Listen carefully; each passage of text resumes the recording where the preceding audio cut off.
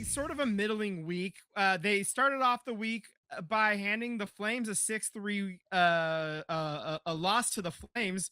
The Flames lost. Let me rephrase that. They handed the Flames a loss 6-3, and then they turn around and took a loss from the Stars 5-3, and then they lost to the Seattle Kraken 4-2. Um so you go 1-2 over the week.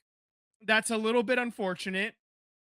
Sam, you did get the one win correct over this past week. So for our win of the week standings, you and me are tied at 5 games apiece. Tyler, you're only one win back at 4.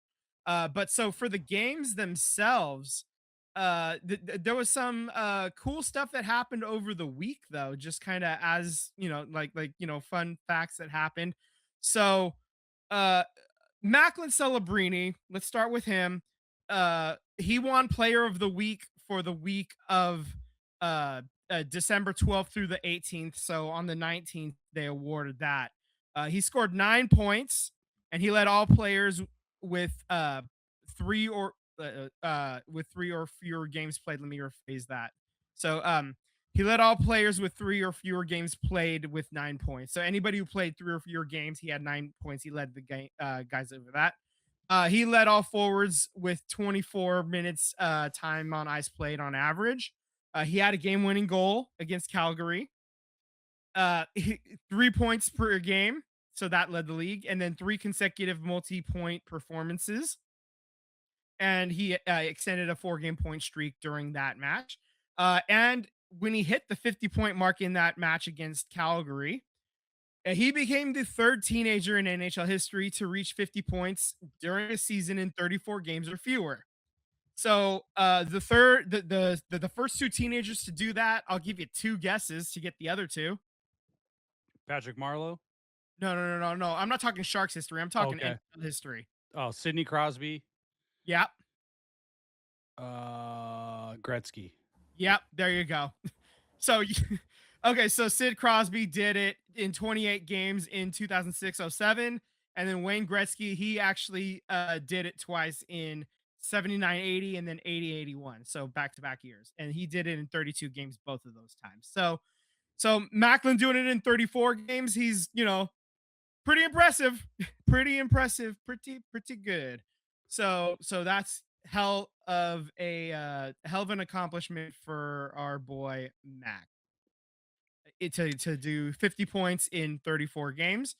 So 51 points on the year as of that game against Calgary.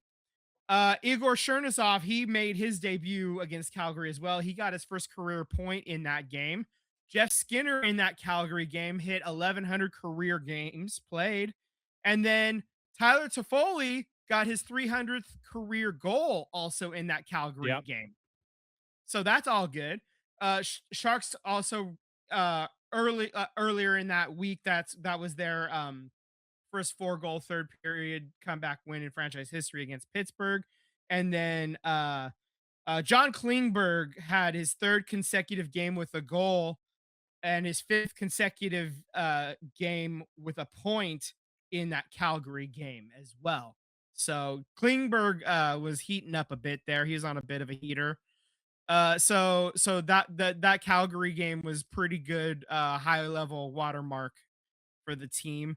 So then we continue to the Dallas game. Shakir McMadolan got on the scoreboard, and Colin Graf tallied the other goal. Celebrini assisted on Colin Graf's goal to keep his scoring streak alive. And then in the Seattle game, Colin Graf got a second straight game with a goal. Adam Gaudette got the first goal of the game for the Sharks, though. Chernyshov and Celebrini got the assists on that. So Celebrini still has a point streak intact. I think he's at like 7 games straight or something like that. Yeah, it's ridiculous. The kid's good. Yeah. So that's even though the wins are, like they haven't won in a couple games in a row, they're still doing pretty good. As far as where they are in the standings, they're sitting in 9th overall. They're just outside of the wild card spot right now. Right now, the Kings and the Mammoth have the 2 wild card spots.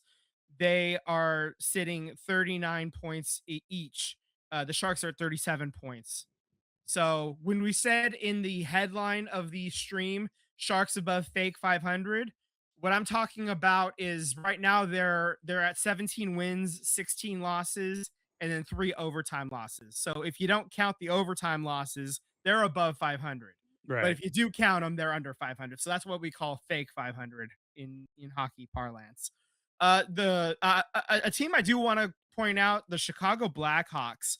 Ever since Connor Bedard went down with his injury, they've kind of been scuffling a bit. They've lost 5 in a row. They're now sitting at the bottom of the table in the Western Conference.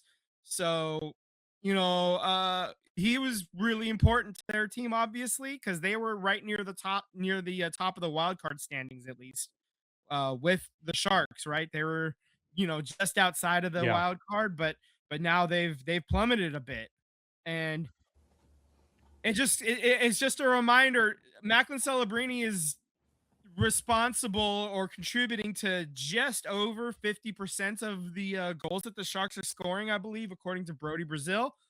At least that was the last time that I checked in. So if something bad happens, God forbid, knock on every piece of wood you can find, uh, we might experience something similar, Yeah.